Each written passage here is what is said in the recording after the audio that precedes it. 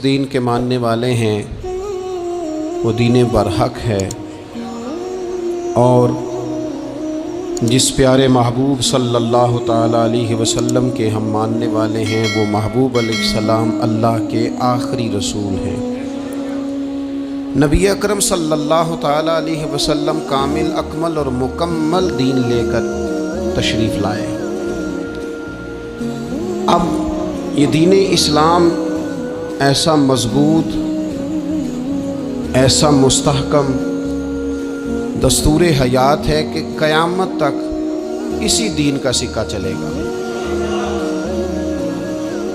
وقتی طور پر جو حالات امت پر اس وقت گزر رہے ہیں اس میں امت محکوم نظر آتی ہے، کمزور نظر آتی ہے،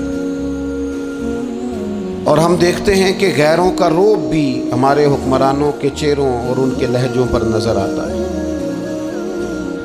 جو قومیں کسی کا رعب اختیار کرتی ہیں، کسی شخص کو اس طرح کا بڑا جانتی ہیں کہ احساس کمتری کا شکار ہو جاتی ہیں، وہ اپنی آنے والی نسلوں کو کبھی مضبوط نہیں کر پاتی۔ ہمارے مزاجوں میں اور ہمارے روزمرہ کے معاملات میں کچھ چیزیں اس طرح کی رکھ دی گئی ہیں کہ لوگ احساس کے نیچے دبتے چلے جا رہے ہیں۔ برادریزم ایک بہت بڑا ایشو رہا ہمارے ہاں۔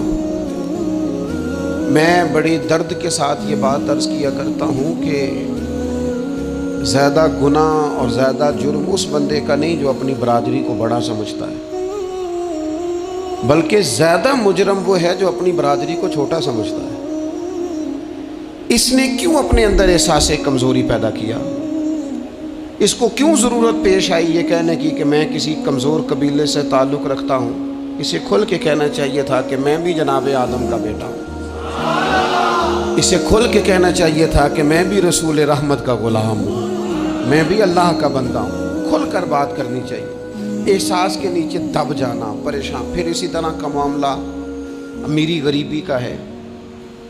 غربا کیوں یہ سمجھ بیٹھتے ہیں کہ جس کے پاس پیسے زیادہ ہیں شاید فضل بھی زیادہ اسی کے پاس ہے؟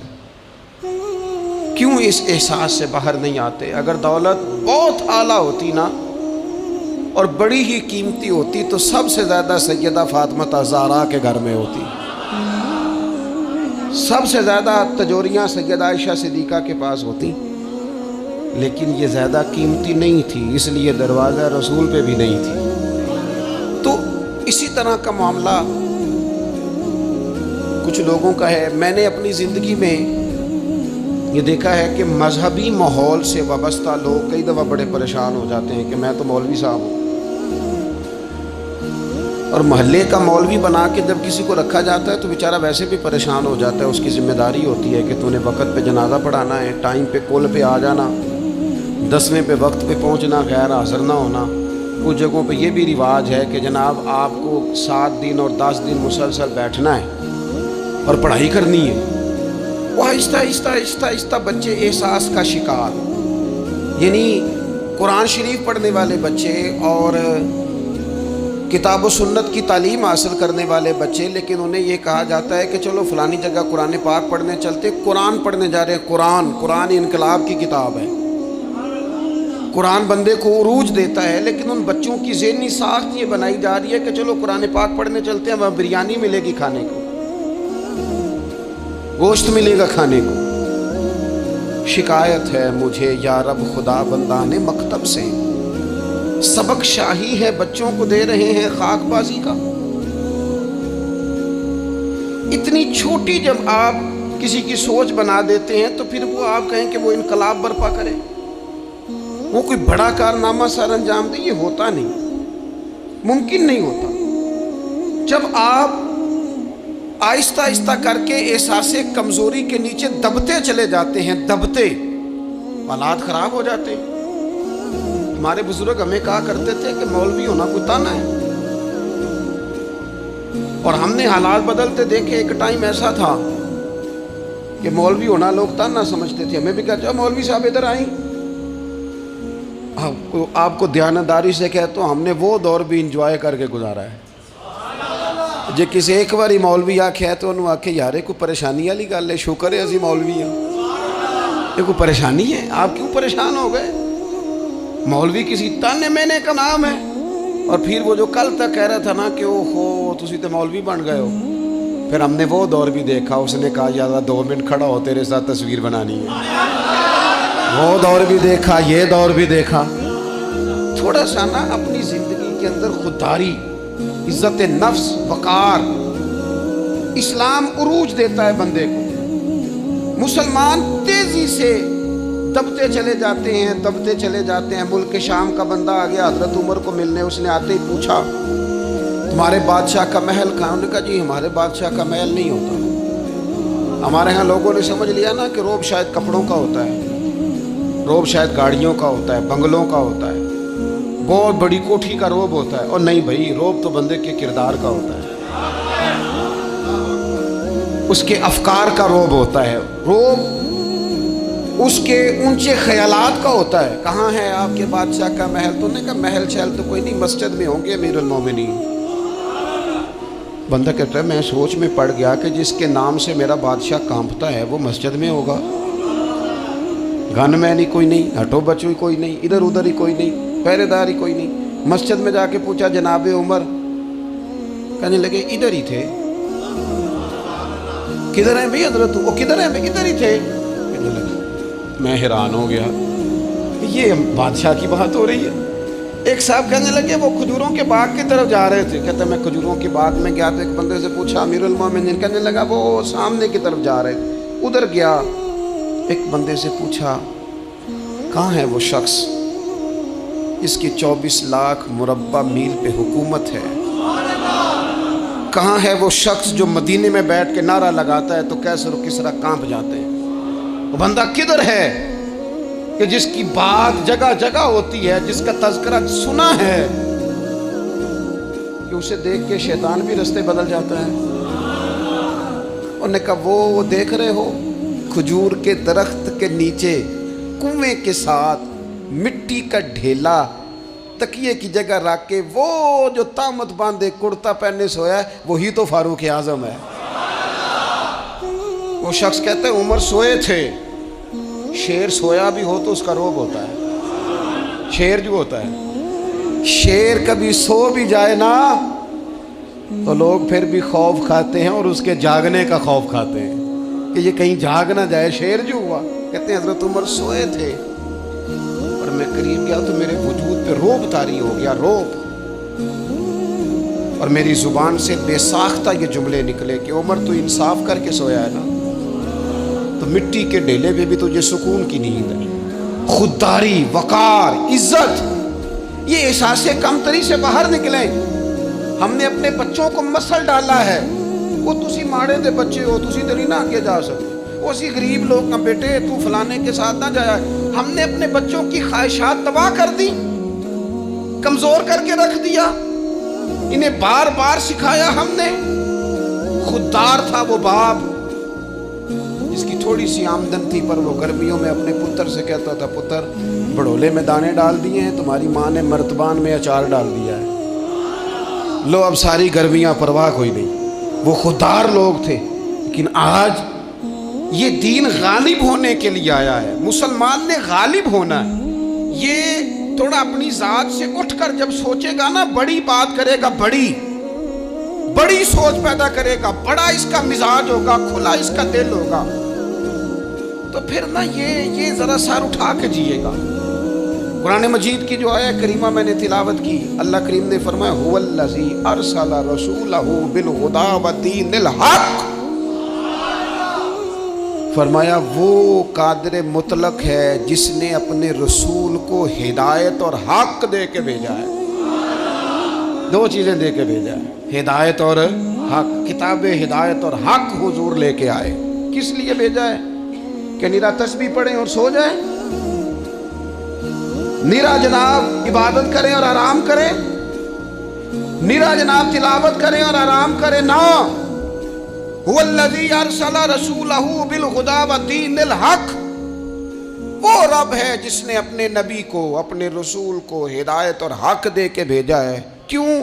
کہ لیظہرہ علی الدین کلہ، تاکہ اس دین کو تمام دینوں پر غالب کر دے، اس کو غالب کرے، ہر دین پر یہ دین چھا جائے۔ وَلَوْ كَرِهَ الْمُشْرِكُونَ، اگرچہ مشرکوں کو یہ بات بری ہی لگے، ناپسند آئے، کسی کو نہیں آتی، لِيُظْهِرَهُ عَلَى الدِّينِ كُلِّهِ، یہ دین غالب ہونے کے لیے آیا۔ غالب، تو نماز بھی پڑھ، عبادت بھی کر، لیکن یہ بھی خیال رکھ کہ دنیا میں نماز والے نبی کا نظام بھی قائم کرنا ہے۔ تیرے پاس نری مسجد نہیں ہونی چاہیے، حکومت بھی ہونی چاہیے۔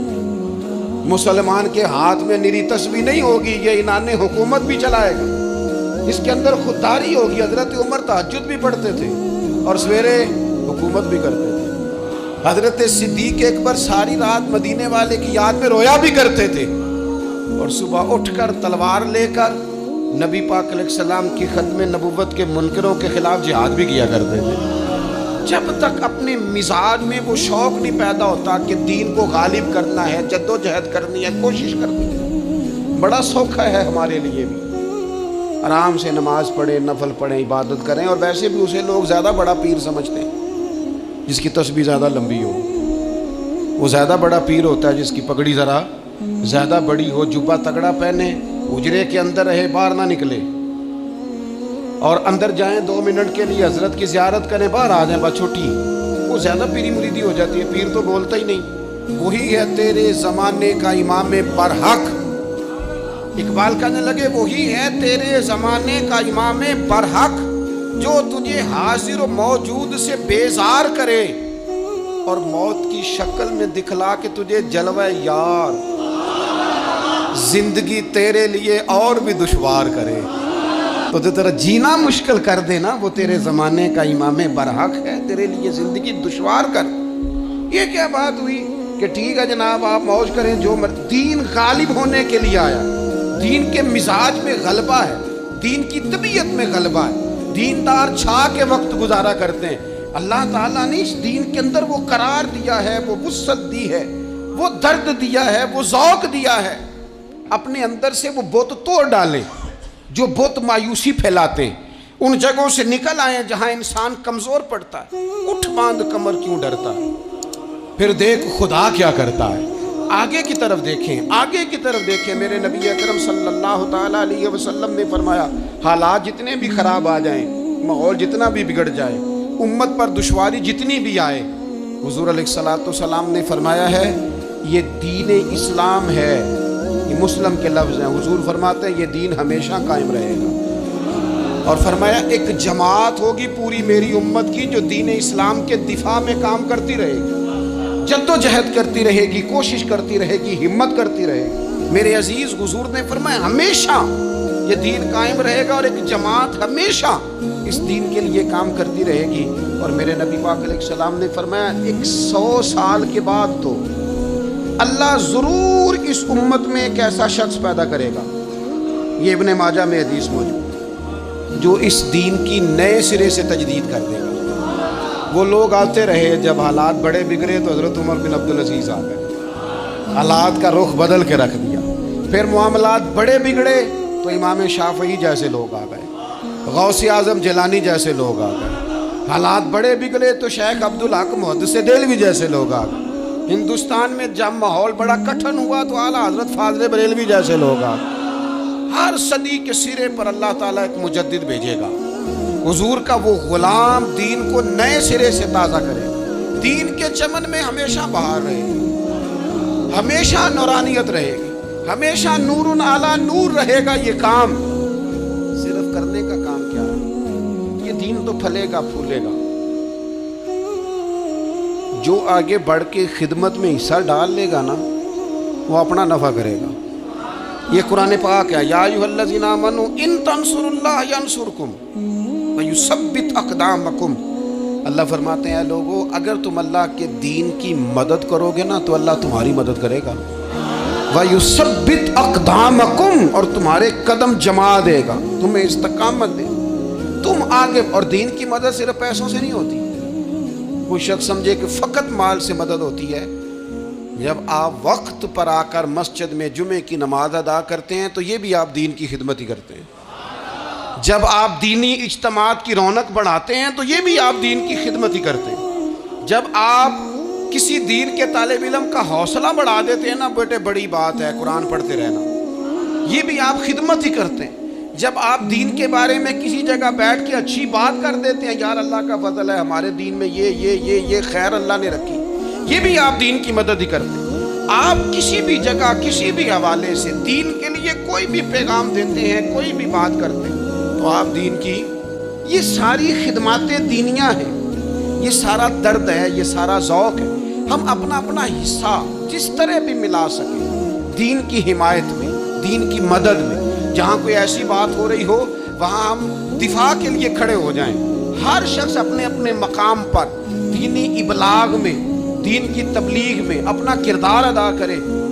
ایک جملہ کوئی بول دینا رسول پاک کے دین کی مدد میں، ایک جملہ، یعنی کسی کو صرف اتنا کہہ دینا کہ یار تو اپنے بیٹے کو، تیرے 5 بیٹے ہیں، ایک کو قرآن مجید کا عالم بھی بنا دے.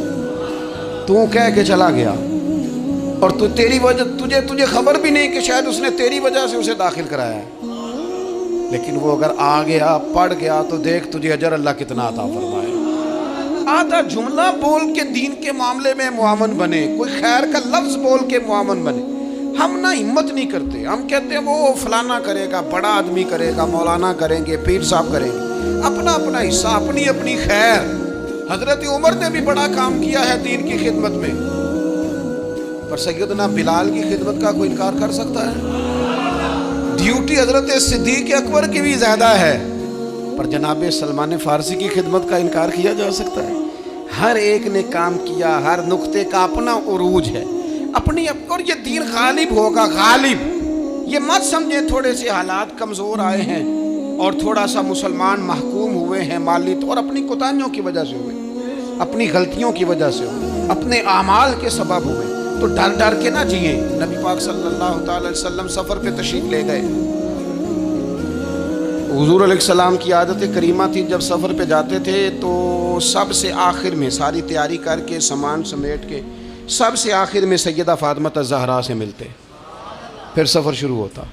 اور جب حضور واپس آتے تو سب سے پہلے سیدہ فاطمہ سے ملتے رضی اللہ تعالی. حضور کافی دنوں کے بعد سفر سے واپس آئے، لمبا سفر تھا. سیدہ فاطمہ الزہرا رضی اللہ تعالیٰ عنہ سے ملنے گئے. نبی پاک صلی اللہ تعالیٰ علیہ وسلم کا چہرہ نور دیکھ کے تو سیدہ فاطمہ تڑپ کے روئی، رو پڑی. حضور نے فرمایا فاطمہ کیا ہوا؟ عرض کرنے لگے یا رسول اللہ تھکاوٹ کے اثرات میں آپ کے چہرے پہ دیکھ رہی، اور حضور کپڑے یوں لگتا ہے بڑے پرانے پہنے ہوئے آپ نے. حضور اتنی مشقت کیوں کرتے ہیں آپ، اتنی محنت، اتنی جدوجہد؟ حضرت فاطمہ الزہرا فرماتی ہے حضور نے مجھے تھپکی دی اور فرمایا فاطمہ رو نا. اور یہاں بعض لوگ ہوتے ہیں نا جو ہم نے دیکھا ہے، ہمارے ہاں اس طرح ہوتا ہے کہ وہ کوئی اس طرح کی بات کرے تو وہ زیادہ رونے لگ جاتے ہیں. کیا کریں، بڑے مسائل ہیں، بڑی مشقت ہے، کرنا پڑتا ہے، لوگ اور زیادہ. لیکن نبی پاک علیہ السلام نے سوچوں کو نیا زاویہ دیا، خیالات کو نیا رخ دیا، اس بات کو ایک نیا انداز سوچنے کا فراہم کیا. حضور فرمانے لگے فاطمہ رو نا، تیرے باپ کو اللہ نے اعلیٰ مقاصد کے لیے دنیا میں مبعوث فرمایا. حضور فرمانے لگے فاطمہ کوئی گھر کچا، کوئی پکا، کوئی خیمہ ایسا نہیں بچے گا جہاں اللہ دین اسلام کو پہنچا نہیں دے گا. اور فرمایا فاطمہ یاد رکھنا جس طرح رات چھا جاتی ہے نا، محمد عربی کا دین بھی چھا جائے گا، یہ چھا جائے گا دین. جس طرح رات چھا جاتی ہے یہ دین بھی چھا جائے. اور پھر دین چھا گیا، جگہ جگہ چھا گیا. یورپ میں بھی اذانیں پڑھی جانے لگی، امریکہ اور افریقہ میں بھی قرآن پڑھا جانے لگا. جگہ جگہ جگہ جگہ رسول اللہ صلی اللہ علیہ وسلم کے دین کی بات ہونے لگی. کہا فاطمہ گھر کچا ہو یا پکا ہو، خیمہ ہو، ہر جگہ یہ دین پہنچے گا. اور دین پہنچا. دوستو کمزوری وقتی طور پر ہے، حالات وقتی طور پر ہیں. مسلمانوں نہ گھبراؤ، خدا کی شان باقی ہے. یہ دین فطرت ہے. یہ دین اپنی حقانیت کی وجہ سے پھیل رہا ہے، کسی کا محتاج نہ یہ کسی کے زور لگانے. مسلمانوں نہ گھبراؤ، خدا کی شان باقی ہے. ابھی اسلام زندہ ہے, ابھی قرآن باقی ہے. یہ کافر کیا سمجھتے ہیں جو ہم سے روز الجھتے ہیں, ابھی تو کربلا کا آخری میدان باقی ہے, ابھی تو آخری میدان لگے گا میدان کربلا میں, اور فکر حسینی کے علمبردار میدان میں نکلیں گے, یزیدی سوچوں سے ٹکرائیں گے, اور بڑے سینے تیار ہیں جو اس کے لیے پوری جدوجہد کریں گے. ابھی تو کربلا کا آخری میدان باقی ہے. اپنی زندگی کے اندر قوت ارادی پیدا کریں, کچھ کر لینے کی ٹھان اپنے مزاج میں پیدا کریں. کمزوری آ جاتی. عدی بن حاتم جو تھے نا, یہ حاتم تائی کے بیٹے تھے, بادشاہ کا بیٹا تھا, زمانہ بڑا دیکھا تھا, بڑے بڑے وزیروں مشیروں, ساری زندگی اعلیٰ سطحی وفود سے ملاقات ہوئی. عدی حضور کی بارگاہ میں آئے, مسند امام احمد بن حنبل میں موجود. تو اسلام پر ابھی غربت کا دور تھا, چند لوگ مسلمان ہوئے تھے. نبی پاک علیہ السلام نے فرمایا عدی کلمہ پڑھ لو. تو عدی کہنے لگے میں تو پہلے ہی ایک دین کا ماننے والا ہوں. حضور فرمانے لگے جس دین کے تم ماننے والے ہو اس دین کو میں تم سے زیادہ جانتا ہوں. حضور فرمانے لگے جس دین کے تم ماننے والے ہو اس میں کیا یہ لکھا ہے کہ مال غنیمت کا چوتھا حصہ کھا جاؤ؟ کہنے لگے نہیں. تو فرمایا کھا کیوں جاتے ہو؟ عدی کہتے ہیں چونکہ یہ ہمارے اندر کی بات تھی بادشاہوں کی, تو میں نے فوراً سر تسلیم خم کر دیا, میں نے فوراً سر جھکا دیا. میں نے کہا بات ٹھیک کر رہے ہیں. حضور فرمانے لگے اب اگلی بات بھی کروں یا رسول اللہ فرمائیے. فرمایا پتہ ہے تم دین کیوں نہیں قبول کر رہے؟ یہ بھی مجھے پتہ ہے. یا رسول اللہ کیوں؟ فرمایا تم دیکھتے ہو کہ دین کے ماننے والے غریب غریب لوگ ہیں, تم دیکھتے ہو کہ ابھی یہ کمزور ہیں, تم دیکھتے ہو کہ مکے والوں نے مدینہ طیبہ سے پریشان کر کے مسلمانوں کو نکال دیا ہے. یہ غریبی دیکھ کر, بظاہر اسلام کی کمزوری دیکھ کر تم کلمہ نہیں پڑھ رہے. حضور فرمانے لگے عدی مقام ہرا کا نام سنا ہے؟ بڑی دور تھا علاقہ وہ, مقام ہرا کا نام سنا ہے؟ عدی کہنے لگے حضور سنا ہے پر وہ جگہ دیکھی نہیں. محبوب فرمانے لگے سن, میں وہ وقت لے کے آؤں گا, میرا دین اس طرح نافذ ہوگا کہ ایک عورت مقام ہرا سے اونٹنی پہ اکیلی بیٹھے گی اور اکیلی آئے گی اور آ کے بیت اللہ کا طواف کرے گی, سوائے اسے اللہ کے کسی کا خوف نہیں ہوگا, رب کے علاوہ کسی سے نہیں ڈرے گی. یہ دور آئے گا. تو دیکھ رہا ہے کہ صرف مکے پہ حکومت نہیں دنیا پہ مسلمان چھا جائیں گے. اور حضور فرمانے لگے کسرا کا نام سنا ہے؟ کہا حضور وہ تو بظاہر اس وقت بڑا تگڑا بادشاہ ہے. فرمایا اس کے علاقے بھی فتح ہوں گے, وہ خزانے مسلمانوں کے پاس آئیں گے. اور فرمایا تو تیسری بات نبی پاک نے بیان کی, فرمایا تو یہ دیکھ رہا ہے کہ مسلمانوں میں غربت ہے؟ فرمایا دی ایک وقت آئے گا لوگ دینے کے لیے نکلیں گے پر انہیں لینے والا کوئی نہیں ملے گا. ایک وقت آئے گا لوگ دینے نکلیں گے لینے کوئی نہیں آئے گا. عدی کہتے ہیں کہ میں رسول کریم کا کلمہ پڑھ کے مسلمان ہو گیا. ابھی زیادہ دور نہیں گزرا, عدی رویا کرتے تھے, حاتم تائی کے بیٹے عدی رویا کرتے تھے اور رو کے بتایا کرتے تھے لوگوں وہ جو حضور نے فرمایا تھا نا بی بی ہرا سے چلے گی اور طواف کرے گی, وہ بی بی میں نے اپنی آنکھوں سے آتی دیکھی. میں نے اس تنہا عورت کو حضور سید عالم کی پیشن گوئی کے مطابق بیت اللہ کا طواف کرتے دیکھا, اسے سوائے اللہ کے کسی کا ڈر نہیں تھا. اور عدی کہنے لگے وہ جو حضور نے فرمایا تھا نا کہ کسرا کے خزانے فتح ہوں گے, فرمایا وہ جب فتح ہو رہی تھی تو میں خود اس جنگ میں شریک تھا, مجھے اللہ نے موقع دیا, میں مجاہدوں میں شامل تھا. اور فرمانے لگے تیسری پیشن گوئی رہ گئی ہے, مجھے امید ہے وہ بھی پوری ہوگی. حضرت عمر بن عبدالعزیز کے زمانے میں آ کے وہ دور بھی آیا کہ لوگ زکوٰۃ دینے نکلتے تھے, لینے والا کوئی نہیں ملتا تھا. لوگ کسی کو غریب سمجھ کے صدقہ دینے لگتے تھے, وہ کہتا تھا بھائی لے جا, میں تو رات خود دے کے آیا ہوں. لوگ دینے نکلتے تھے, لینے والا کوئی نہیں. اسلام کی فطرت میں قدرت نے لچک دی ہے, اتنا ہی یہ ابھرے گا جتنا کہ دبا دو گے. یہ مولویوں کی وجہ سے, پیروں کی وجہ سے, سیاستدانوں کی وجہ سے نہیں چھائے گا. یہ کیوں چھائے گا کہ ارسل رسولہ بالہدی ودین الحق, یہ اس لیے چھائے گا کہ اللہ نے بھیجا ہی حق کے ساتھ ہے, یہ آیا حق کے ساتھ ہے, لہذا چھا جائے.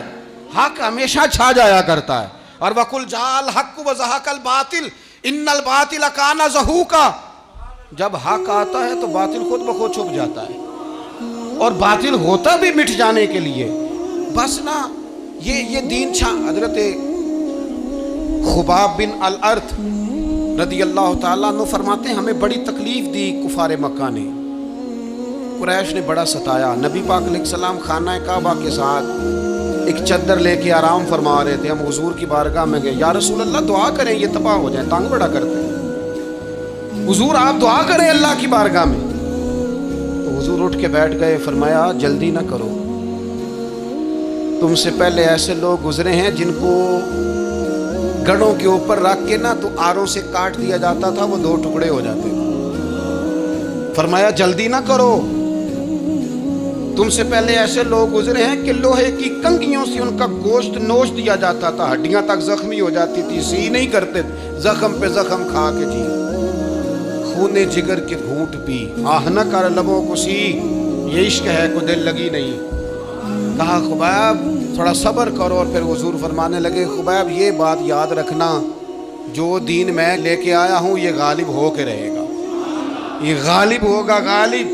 وہ ابو سفیان جو میدان احد میں کہتے تھے فلاں بھی ہم نے مار دیا، فلاں بھی مار دیا،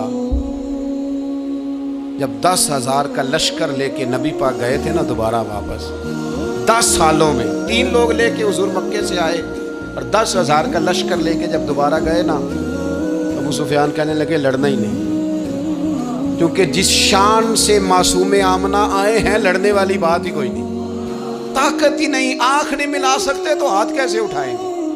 لیکن پتہ ہے حضور کا طریقہ کیا تھا؟ سیاہ امامہ تھا، اونٹنی پہ بیٹھے تھے، اور گردن محبوب نے اتنی جھکائی تھی کہ وہ اونٹنی کی گردن سے لگ رہی تھی۔ اس شان کے ساتھ حضور داخل ہوئے، اذا جاء نصر اللہ والفتح ورأیت الناس یدخلون فی دین اللہ افواجا۔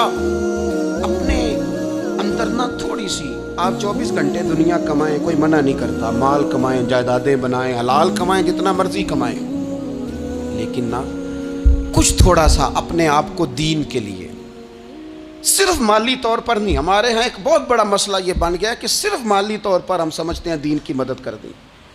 اگر آپ اپنے پتر کو نمازی بنا چکے ہیں تو ایک کام آپ نے دین کی خدمت کا کر لیا۔ اگر آپ کی بیٹی پردے کی عادی ہو گئی ہے تو آپ نے دین کی خدمت میں ایک حصہ ڈال لیا ہے۔ اگر آپ کے گھر کے اندر آپ ان ساری چیزوں کو بین کرنے میں کامیاب ہو گئے، یا ایھا الذین آمنوا قوا انفسکم واہلیکم نارا، ایمان والوں خود بھی دوزخ سے بچو، اپنے اہل خانہ کو بھی بچاؤ۔ اگر فحاشی اور ریانی کا رستہ آپ نے اپنے دروازے کے باہر روک دیا ہے تو آپ نے دین کی خدمت کر لی ہے۔ اگر آپ اپنے دوستوں کو نمازی بنانے میں کامیاب ہو گئے، اگر آپ چند لوگوں کو قرآن پڑھانے میں کامیاب ہوئے ہیں، تو پھر کچھ نہ کچھ حصہ آپ نے دین میں شامل کیا ہے۔ کرنے کا کام یہ ہے کہ اپنا اپنا حصہ، اپنی اپنی خیر دین میں ملائیں، جدوجہد کریں، کوشش کریں۔ 2 جملے بول کر، جب کوئی بندہ کہہ رہا ہونا جی بڑا مشکل ہے دین پہ عمل کرنا، تو اسے کہیں دین پہ چلنا تو آسان ہے، دین پہ چلنا ہی تو آسان ہے۔ جب بڑی دین مخالف باتیں ہو رہی ہو تو وہاں ساری برادری کٹھی بیٹھی ہے نا، بچے کے دن رکھے جا رہے ہیں، تو میں دین کی خدمت بتا رہا ہوں کیا کرتے ہیں۔ بیٹے کے دن طے ہو رہے ہیں تو کوئی کہتا ہے کہ ماموں کو منا لو ناراض ہے، چچا کو منا لو ناراض ہے۔ یہ میں اپنا درد دل آپ کے سامنے رکھ رہا ہوں۔ دین کی خدمت یہ ہے کہ ایک بندہ بیچ میں سے بولے، وہ کہے او شادی میں کوئی غیر شرعی کام نہ کرنا، سب کو منا رہے ہو تو کہیں رب رسول کو ناراض نہ کر لیں۔ یہ تیری دین کے لیے خدمت ہو جائے گی، یہ تیری دین کے لیے خدمت ہو جائے گی۔ وہ جس شخص نے جاتے جاتے رستے میں کہا تھا نا حضرت عبداللہ مزنی کو کہ میں ایک مدینے میں چاند چڑھا دیکھ کے آیا ہوں کہ جس کے قریب سے جو گزرتا ہے اسے بھی نور ملتا ہے، تو اس کی ایک بات گھر کر گئی، جناب عبداللہ مزنی مدینے والے کے عاشق ہو گئے۔ آپ کہہ دیں بات پھیل جائے گی، اللہ اسے پھیلا دے گا۔ اپنے مقام پر بیٹھ کر اپنے میں فیکٹری کے مالک سے کہا کرتا ہوں کہ تو نا مسجد ضرور بنا چھوٹی سی، دفتر والوں سے کہا کرتا ہوں کہ یہاں نا نماز باجماعت کا بندوبست ضرور کراؤ۔ میں کہتا ہوں یہ سارے دین کے کام ہیں۔ آپ اپنے حلقہ یا سر میں کہیں یہاں نماز باجماعت ہوگی، یہاں سویرے آتے ہی پہلے تلاوت ہوگی، یہاں پہلے قصیدہ بردہ شریف، آپ کوئی خیر کے کام میں اپنا حصہ ڈالتے رہیں، انشاءاللہ یہیں سے چنگاریاں بنیں گی، یہیں سے انقلاب برپا ہوگا۔ اور امام جعفر صادق کے کال پر اپنی بات سمیٹوں گا. کسی نے کہا تھا میں دین کی تبلیغ کرنا چاہتا ہوں, تو فرمانے لگے 100